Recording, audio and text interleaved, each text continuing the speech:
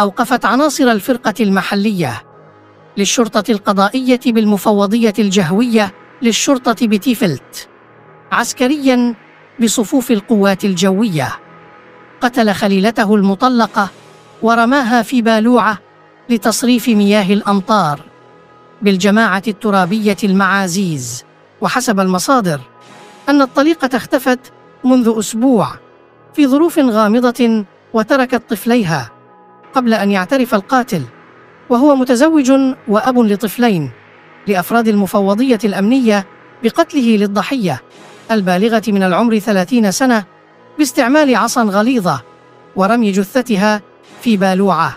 وهرعت عناصر الشرطة القضائية والتقنية والعلمية بتنسيق مع أفراد المركز الترابي للدرك الملكي بالمعازيز إلى مكان الجثة التي تحللت، ما تسبب في انتشار رائحة كريهة بالمنطقة.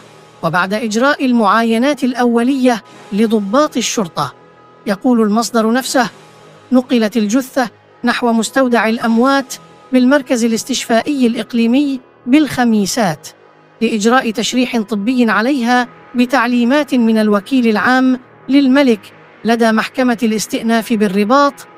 ووضعت الضابطة القضائية العسكري رهن الحراسة النظرية للتحقيق معه في جرائم القتل العمد ومحاولة طمس معالم الجريمة.